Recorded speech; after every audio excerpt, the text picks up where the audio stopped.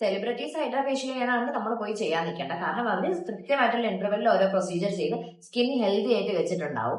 അപ്പൊ അവരൊരു ക്ലീനപ്പ് എന്ന രീതിയിലാണ് അവർ പോയി ഹൈഡ്രാ ഫേഷ്യൽ ചെയ്യുന്നത്. നമ്മളൊന്നും ചെയ്യാതിരുന്ന് പോയി ഹൈഡ്രാ ഫേഷ്യൽ ചെയ്തിട്ട് നല്ല റിസൾട്ട് വേണമെന്ന് പറഞ്ഞിട്ട് വല്ല കാര്യമുണ്ടോ? In my opinion, don't waste your money on Hydra facials. It simply does what already your skincare does. അതായത് നിങ്ങൾക്ക് നല്ലൊരു സ്കിൻ കെയർ റുട്ടീൻ ഉണ്ടെങ്കിൽ നല്ലൊരു face wash, moisturiser, sunscreen, target concern address ചെയ്യാനായിട്ട് ഒരു സെറം ആൻഡ് വീക്ക്ലി വൺസ് നിങ്ങൾ exfoliate ചെയ്യുന്നുണ്ടെങ്കിൽ hydra ഫേഷ്യലിന്റെ ആവശ്യമേ വരുന്നില്ല. ഹൈഡ്രാ ഫേഷ്യൽ എന്താണ് ചെയ്യുന്നത്? മൈൽഡ് ആയിട്ടൊന്ന് എക്സ്ഫോളിയേറ്റിംഗ് ഒരു ഹൈഡ്രേറ്റഡ് ലുക്ക് തരും. ഇപ്പോൾ ഒരു ഇവന്റ് വരുന്നുണ്ടെങ്കിൽ നിങ്ങൾക്ക് ഒരു ക്ലിനിക്കൊക്കെ പോയി ചാർജ് ചെയ്യുന്ന 7,000 to 10,000 rupees ആണ് ഒരു ഹൈഡ്രാ ഫേഷ്യലിന്. വേർത്തേ അല്ല. എന്നാലും നിങ്ങൾ ചെലവാക്കാൻ റെഡി ആണെങ്കിൽ നിങ്ങൾ പോയി ഒരു ഹൈഡ്രാ ഫേഷ്യൽ ചെയ്തോളൂ.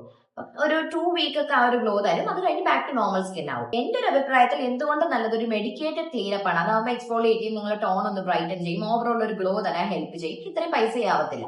ആൻഡ് നിങ്ങൾക്ക് ഒരു ടാർജറ്റ് മേജർ കൺസേൺ ഒക്കെ ഉണ്ടെങ്കിൽ നല്ലൊരു ക്ലിനിക് പ്രൊസീജിയർ ഓപ്റ്റ് ചെയ്യുന്നതാണ് എന്തുകൊണ്ടും നല്ലത്. ലേസർ ടോണിങ്ങോ, CO2 ലേസറോ, മൈക്രോ നീഡലിങ്ങോ, കെമിക്കൽ പീലിങ്ങോ, ഫോട്ടോ ഫേഷ്യൽസോ അങ്ങനെ എന്തെങ്കിലും നല്ലൊരു റിസൾട്ട് ഓറിയന്റഡ് ആയിട്ടുള്ളൊരു പ്രൊസീജിയർ ഓപ്റ്റ് ചെയ്യാം.